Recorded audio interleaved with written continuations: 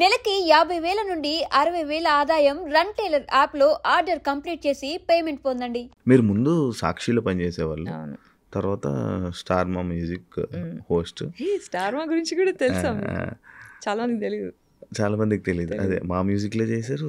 First సాక్షి తర్వాత నుంచి మా మ్యూజిక్ వచ్చారు. మా మ్యూజిక్ నుంచే అలాగా యాక్టర్ అయిపోయారు సడన్గా. అంటే ఈ జర్నీలో ఒక దాంట్లో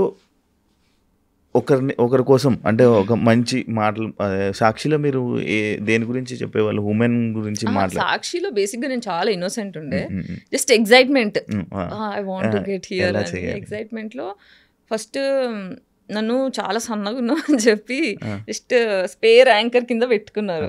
ఈటీకి లేదు సాక్షి అదే ఎంటర్టైన్మెంట్ దానికి. కానీ ఫస్ట్ అంతా న్యూస్కి ప్రిపేర్ చేశారు. ఎన్డీటీవీ నుంచి వచ్చి వాళ్ళు ట్రైనింగ్ ఇచ్చారు.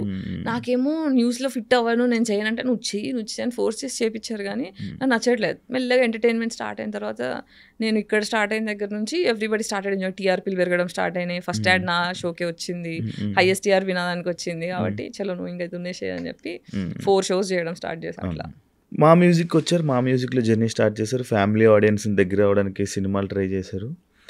కానీ సడన్గా మీరు ఈ ట్రామాకి రావడానికి, లైక్ ఇలా మీరు మాట్లాడడానికి, మీరు ఇలా మారడానికి బిగ్ బాస్ ఒక కారణం అని చెప్పి అని అంటారు జనాలు అనుకుంటున్నారు. Bigg Boss one of the contribution. అసలు నిజంగా మీకు అది జరిగిందా, లేకపోతే కాంట్రవర్సీ కోసం మీరు అలా చేశారా? అప్పుడు నేను అసలు ఆ విషయం తీయదలుచుకోలేదు. లైట్ తీసుకొని నా పని నేను చేసుకుంటున్నా. చాలా తిట్టుకున్నా. నా టైం వేస్ట్ చేశారు, నా ప్రాజెక్ట్ ఖరాబ్ అయినాయి, 15 సినిమాల దాకా వదిలేసి అప్పుడే ఫేమస్ అయ్యా. ఎన్ని ప్రాజెక్ట్స్ వస్తాయి.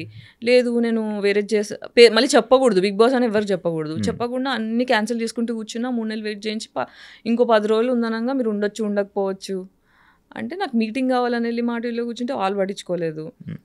దిస్ ఈజ్ సెల్ఫ్ రెస్పెక్ట్కి లేదా? అంటే నేను మనిషిని కాదా? నాకు వాల్యూ లేదా? నా టైం ప్రెషర్స్ కాదా? మీరు ఎంత పెద్దోళ్ళు అయితే నేను మరి పురుగుని కాదు కదా.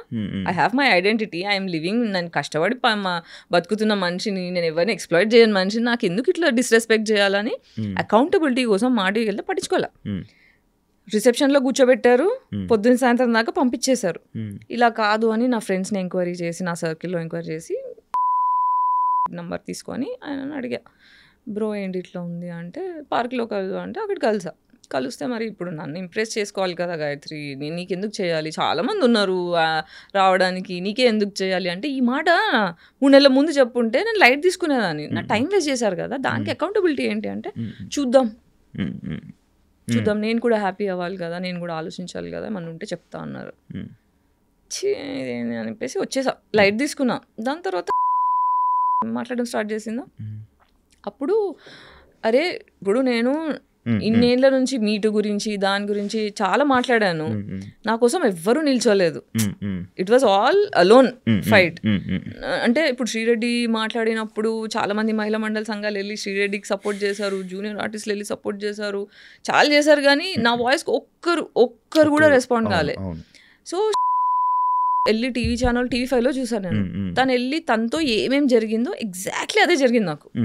సో నేను అనుకున్నా, అరే నాకు ఎవరు నిల్చోలేదని నేను బాధపడ్డా, ఇప్పుడు ఈ అమ్మాయి ఒక్క స్ట్రగుల్ అవుతుంది, ఎవరు నిల్చోపోతే ఎలా అని చెప్పి చాలా సోషల్ రెస్పాన్సిబిలిటీతో ఫెమినిస్ట్గా వెళ్ళి I also went through the same thing.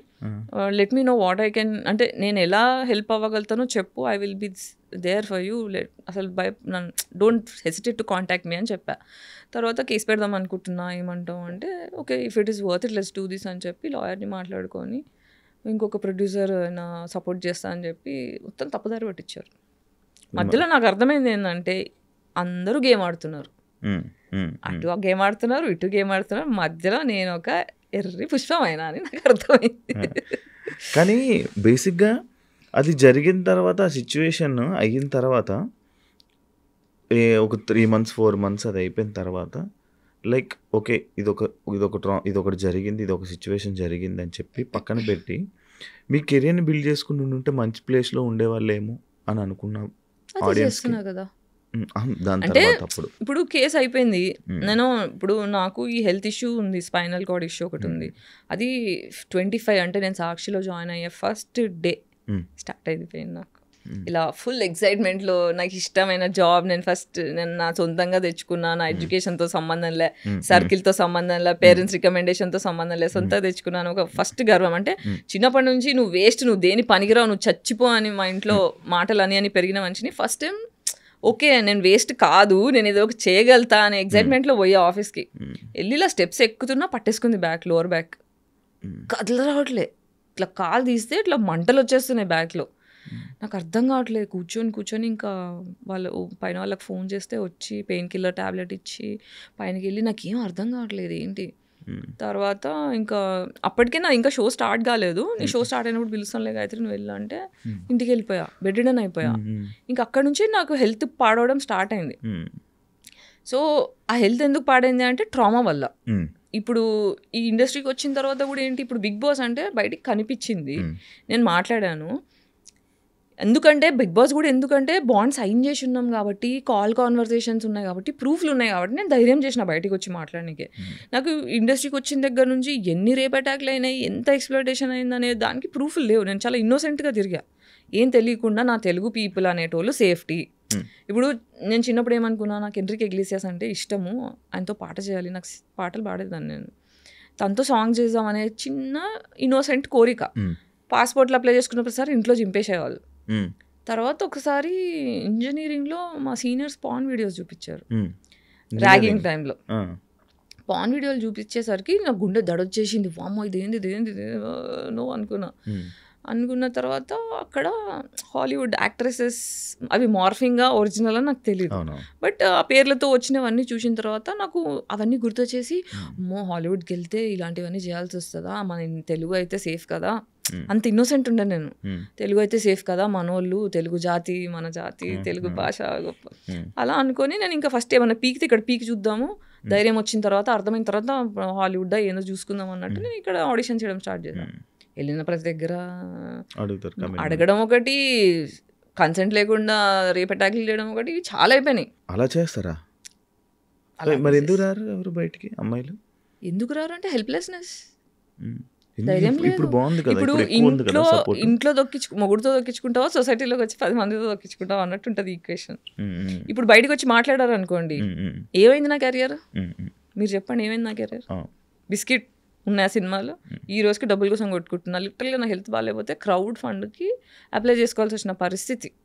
ఇలా ఎవరు కోరుకుంటాడు? ఇంత ఫైనాన్షియల్ అబ్యూస్ ఎవరు కోరుకోరు కదా. ఇంత పావర్టీలో ఉండాలని ఎవరు ఇష్టపడరు. This is a huge price I had to pay to talk truth. అందరికీ నిజాలు మాట్లాడే ధైర్యం ఉండదు. ఇప్పుడు నాకు డెత్ థ్రెట్స్ వచ్చాయి, రేప్ థ్రెట్స్ వచ్చాయి, ఫైనాన్షియల్గా బిస్కెట్ అయిపోయినా, హెల్త్ ఇంకా డిప్రెషన్లోకి వెళ్ళిపోయి హెల్త్ ఖరాబ్ అయిపోయింది, ప్రాజెక్ట్స్ రావట్లేదు, ఇంత లాసెస్ అన్న ఆలోచించుకుంటారు కదా. మరి ఎలా ఉంటున్నా అంటే చిన్న చిన్న ప్రాజెక్ట్స్. ఇప్పుడు నేను మాట్లాడడం వల్ల ఇండస్ట్రీ కట్ చేసిందేమో కానీ చాలామంది ఫ్యాన్స్ కూడా ఉన్నారు నాకు, చాలామంది ఫ్యాన్స్ ఉన్నారు. ఇండిపెండెంట్ సినిమాలు తీస్తారు, కొత్త సినిమాలు తీస్తారు, వాళ్ళతో చేస్తా, వెబ్ సిరీస్లు చేస్తా. కొన్నిసార్లు మా మమ్మీ కొన్ని డబ్బులు పంపించేది, ఫ్రెండ్స్ పంపిస్తారు. యూఎస్లో నాకు చాలా మంది ఫ్రెండ్స్ ఉన్నారు, స్కూల్ ఫ్రెండ్స్, రిలేటివ్స్. అవును, మీ అమ్మగారు సిస్టర్ గారు కూడా యూఎస్లో ఉన్నారని విన్నా. అంటే మేము 5 సిస్టర్స్, 2 ఇక్కడ ఉంటాం, మిగతా 3 మా అమ్మ యూఎస్లో. అక్కడ మంచి ఆఫీసర్ అంట కదా మీ సిస్టర్? ఏ సిస్టర్? మీ చెల్లి. 4వ చెల్లి ఆర్మీ ఆఫీసర్ కదా, విన్నా. మంచి సెటిల్ అంట కదా అక్కడ, అప్పుడు మంచి సెటిల్ అంట కదా.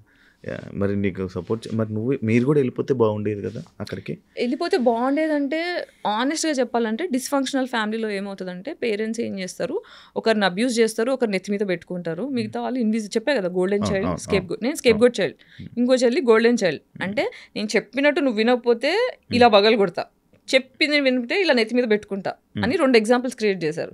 ఇక మిగతా 3 ఏంటి, అమ్మ బాబాయ్ అని సైలెంట్ అయిపోతారు. దానివల్ల ఏమవుతుందంటే ఇంకా ట్రయాంగులేషన్ అంటారు సైకాలజీలో. ట్రయాంగులేషన్ అంటే వీళ్ళ మీద వీళ్ళకి చాటి చెప్పడం, వీళ్ళ మీద ఇది మంచిది కాదు అని దీంతో గాసిప్ చేయడం, ఇది మంచిది కాదని ఇంకో చెల్లితో గాసిప్ చేయడం, అన్ని పర్సనల్గా చేస్తుంటారు. దానివల్ల ఏమవుతుందంటే మా సిస్టర్స్ మధ్యలో కూడా ఫ్రెండ్షిప్ అనేది చిన్నప్పటి నుంచి ఎస్టాబ్లిష్ అవ్వలేదు. సో ప్రేమ అనేది నేర్పించలే, ఓన్లీ విషయం పెట్టి నేర్పించారు. కాబట్టి ఎవరి కోసం ఎవరు లేకుండా అయిపోయింది. ఇప్పుడు మా చిన్న చెల్లి నేను బాండ్ అవుతున్నాం, ఇప్పుడు మాట్లాడుకుంటున్నాం, సైకాలజీ మాట్లాడుకుంటున్నాము, అర్థం చేసుకుంటున్నాము. ఓకే ఎందుకా అని ఇప్పుడు చిన్న చెల్లి కొంచెం దగ్గర అవుతుంది. ఓకే, ఇప్పుడు మంచిగా ఉంటున్నా. యాక్చువల్లీ నేను ఎవరినైనా యాక్ట్రెస్ని కానీ ఎవరినైనా ఇంటర్వ్యూ చేసేటప్పుడు నార్మల్గా కమిట్మెంట్ అలాంటి ఇష్యూ మీకు వచ్చిందా అని అడుగుతాను. ప్రతిసారి ఎవరు వచ్చినా నేను అడిగే ఒక క్వశ్చన్ అయితే ఇది పక్కా ఉంటుంది. కానీ నేను మిమ్మల్ని అడుగుతున్నా, మీరు ఎప్పుడైనా కమిట్మెంట్గా వెళ్ళారా సినిమా ఆఫర్ కోసం? సినిమా ఆఫర్ కోసం వెళ్ళలేదు. బట్ ఒక రీసెంట్లీ ఒక అసలు కమిట్మెంట్ ఇచ్చే అమ్మాయిలతోని ఎలా ఎంపథైజ్ అవ్వాలి అని ఆలోచించి ఒక్క డైరెక్టర్తో నేను మాట్లాడడం స్టార్ట్ చేసా. ఎంత అబ్యూజివ్గా అనిపించింది అంటే వామిటింగ్ వచ్చింది నాకు. తర్వాత ఇంకా నమస్కారం వద్దు, నాట్ ఇంట్రెస్ట్. నాకు ప్రొడ్యూస్ చేయడానికి రెడీ ఉండే నా స్టోరీకి, నువ్వు షూట్ స్టార్ట్ చేయి నేను డబ్బులు ఇస్తా అని చెప్పి మేనేజర్ని సెట్ చేస్తాడు, అంత టీమ్ని సెట్ చేస్తాడు. తర్వాత నా వల్ల అవ్వట్లేదు, నాతో కాదు అని నా పావర్టీ బతుకు నేను బతికిస్తా, పర్లేదు అలవాటు అయిపోయింది నాకు అని చెప్పి లైట్ తీసుకున్నా. మీరు సినిమా ఇండస్ట్రీలో చేయలేదు, నేను ఎప్పుడు చేయలేదు. మీకు ఎప్పుడు ఇబ్బంది కూడా రాలేదు ఆ టైంలో? అంటే సినిమాలు చేసాం అంటే చేసిన వాళ్ళు ఇబ్బంది పెట్టలేదు కాబట్టి చేసినవి చేసా. కానీ ఒక్క సినిమా సగం నుంచి ఇబ్బంది పెట్టడం స్టార్ట్ చేశారు. అది నేను ఇంకా హరాస్మెంట్, ఇంకా జాగ్రత్తగా అతి జాగ్రత్తగా నా ఫ్రెండ్ ఎప్పుడు వెళ్ళినా సింగిల్గా వెళ్ళకుండా అలా రేప్ అటాక్ చేశారు లిటరల్గా. అప్పుడు ఫస్ట్ ఐ డ్రీమ్ ఇంటర్వ్యూలో చెప్పిన ముచ్చటనే అది. సో ప్రొడ్యూసర్ డైరెక్టర్ వాళ్ళు ఇప్పుడు చాలా ఫేమస్, వాళ్ళు ఇద్దరు కలిసి నా మీద చాలా ట్రై చేసి నన్ను ట్రామటైజ్ అయిపోయినా నేను. అది అంటే ట్రైలర్ ఫుల్ హిట్ అయిపోయిందని చెప్పి ఆఫ్టర్ పార్టీ అరేంజ్ చేశారు. ఆఫ్టర్ పార్టీలో ఫోర్స్, నాకేమో మొహమాటం. ఇప్పుడు నాకు ప్రేమ లేక పెరిగిన అమ్మాయిని కదా, సో నేను నలుగురిలో బిలాంగ్ అవ్వాలి అనే కొద్దీ పీపుల్ ప్లీజర్ అంటారు దీన్ని ఇంగ్లీష్లో. ఆ పీపుల్ అందరూ నా గురించి పాజిటివ్గా ఆలోచించాలనే ప్రెషర్లో మొహమాటం ఎక్కువ వచ్చేస్తుంది, నో చెప్పడం కష్టమైపోతుంది. ఒక అంటారు చూడండి, మొహమాటానికి వెళ్తే కడుపు వచ్చిందని, అలా నో చెప్పడం రాక ఫోర్స్ఫుల్గా మందు తాగిస్తే తాగేసా. నాకు మందు పడదు. ఫస్ట్ ఆఫ్ ఆల్ నాకు హెల్త్ ఇష్యూ ఉండడం వల్ల ఏంటంటే మందు తాగితే ఫుల్ బ్యాక్ పెయిన్ వచ్చేస్తుంది. సో నాకు ఇష్టం ఉండదు మందు తాగడం అనేది, నాకు ఇష్టం ఉండదు. బట్ మొహమాటం కొద్దీ తాగు అనేసరికి తాగుతున్నా, తాగని ఇట్లా పెట్టి తోసేస్తారు, ఇలా పెట్టి పోసేస్తారు. అలా చేసేసరికి అవుట్ అయిపోయిన తర్వాత నా బాయ్ ఫ్రెండ్ తీసుకొని వెళ్ళా, ఎందుకైనా మంచిది సేఫ్ సైడ్ అని. మా వాడికి ఫోన్ వచ్చింది పల్లెటూరు నుంచి, ఊర్లో నుంచి కాల్ వచ్చేసరికి నేను అర్జెంట్గా వెళ్ళాల్సి వస్తుంది, నువ్వు నీ దగ్గర ఫోన్ ఉంది, నేను ఉంటే కాల్ చేయు, మన వాళ్ళు ఇక్కడిక్కడే ఉంటారు, టెన్షన్ లేదు, నువ్వు వెళ్ళు అని చెప్పి వెళ్ళిపోయాడు. నేను ఒక్కదాన్నే ఉన్నాను డిసైడ్ అయ్యి. ఇంకా ఇంటికి కార్లో డ్రాప్ చేస్తామని తీసుకెళ్ళడం స్టార్ట్ చేశారు. కార్ది టైర్ రిపేర్ ఉంది, మన ప్రొడ్యూసర్ గారు డ్రాప్ చేస్తారు, వాళ్ళ ఇంటి దగ్గర డ్రాప్ చేసేసి నేను రిపేర్కి వెళ్తాను. మన డైరెక్టర్ నన్ను ప్రొడ్యూసర్ దగ్గర ఇంటి దగ్గర డ్రాప్ చేసేస్తే కింద నిల్చొని ఉన్నా, ఏదో ఫోన్ పట్టుకొని నాటకాలు చేసి డ్రైవర్ రావడానికి ఇంకో 20 minutes పడుతుందంట గాయత్రి, రాత్రి అవుతుంది కదా, పైన కూర్చుందా అని వెళ్ళి నా డ్రెస్ లాగడం స్టార్ట్ చేసిండు. నన్ను ఆ డ్రెస్ కాపాడింది. పెద్ద గౌన్ ఉండే, మా డిజైనర్ అన్ని కుట్లేసింది, లూజ్ ఉందని చెప్పేసి ఎక్కడికక్కడ స్టిచ్చెస్ చేసి, చాలా థిక్ క్లాత్ ఉండే, ఇలా పట్టుకొని మొత్తం డ్రెస్ అంతా ఇలా పట్టుకొని కూర్చున్న మూలకి. ఒక గంట సేపు హరాస్ చేసి నా ఫోన్ స్విచ్ ఆఫ్ అయిపోయింది, నేనేమో తాగేసి ఉన్నా, నాకేం అర్థం కావట్లే. కొట్టేసుకొని లాస్ట్కి గంట చూశాడు. దాని తర్వాత ఏం పని అయ్యేటట్లేదని మళ్ళీ మన డైరెక్టర్కి ఫోన్ చేస్తే మళ్ళీ వాళ్ళే వచ్చి తీసుకెళ్లారు. అందులో కార్లో మళ్ళీ వేరే వాళ్ళు ఉన్నారు. ఓకే, వాళ్ళు ఏమనుకుంటున్నారు, నా జుట్టు జరిగిపోయి ఉంది, నేను ఏడుస్తున్నాను, పని అయిపోయింది అని వీళ్ళు ఇలా చూస్తున్నారు. దాని తర్వాత వీళ్ళని ఫాలో అవుతూ ఇంకొక ఈవెంట్ మేనేజర్ బైక్ మీద వస్తున్నాడు. నేను ఫుల్ షాక్లో, డ్రామాలో అసలు ఏం జరిగిందని ఇలా కూర్చొని పోయి ఉన్నా. నా ఇల్లు వచ్చింది, దిగిపోయా. ఆ ఈవెంట్ మేనేజర్ వచ్చి ఇట్లా గలీజ్గా హగ్ చేసుకొని ఇలా అంతా నొక్కేస్తున్నాడు. ఇలా కళ్ళు తిరుగుతున్నాయి నాకు, ఫోర్స్ పని చేయట్లేదు. ఫస్ట్ ఆఫ్ ఆల్ షాక్లో ఉన్నా, డిసోసియేషన్లో ఉన్నా, ఫ్రీజ్ మోడ్లో ఉన్నా, తాగేసి ఉన్నా. ఇలా చేసేసరికి నేను ఒక 10 రోజులు నార్మల్ మంచి తినలేదు, నిద్రపోలేదు, జస్ట్ అలా కళ్ళలోంచి నీళ్ళు పోతూ ఉన్నాయి. సో ఇలా జరిగిన తర్వాత ఇంకా ఆ సినిమా అయిపోయేదాకా నా బాయ్ ఫ్రెండ్ని పక్కన పెట్టుకొని నేను రాను, నేను ఒక్కసారి వెళ్ళాను. అది కూడా ఎందుకు వెళ్ళా అంటే, ఇప్పుడు ఇది జరిగింది, ప్రూఫ్ లేవు, నేను ప్రూఫ్ చేసుకోలేను. అప్పటికి నేను ఆ సినిమా మీకు తెలిసిపోతుంది, నేను సడన్గా మాయమైపోతాను. ఎండింగ్లో క్లాస్లో నేను కనిపించాను, ఎందుకు ఈ క్యారెక్టర్ మాయమైపోయింది అని క్వశ్చన్ వస్తుంది ఆడియన్స్కి. నేనేంటంటే ఇప్పుడు అందరికీ ఏం చెప్పాడు, గాయత్రి సీరియస్గా లేదు, నాకు ఫోన్లు ఎత్తట్లేదు, టైం ఇవ్వట్లేదు, అసలు అమ్మాయికి సిన్సియారిటీ లేదు, అలా ఇలా అని నా గురించి నెగిటివ్గా మాట్లాడడం స్టార్ట్ చేశాడు. ఆ మాట నిజం అవ్వద్దు, నా సినిమాలు వేరే సినిమాలు పాడగావద్దు, ఈమెకు వర్క్ ఎథిక్స్ లేవు, ఈమె హార్డ్ వర్క్ చేయదు అన్న పేరు ఖరాబ్ కావద్దని ఒప్పుకున్నా కాబట్టి ఫినిష్ చేస్తా అన్నట్టు జాగ్రత్తగా ఫినిష్ చేసుకున్నా.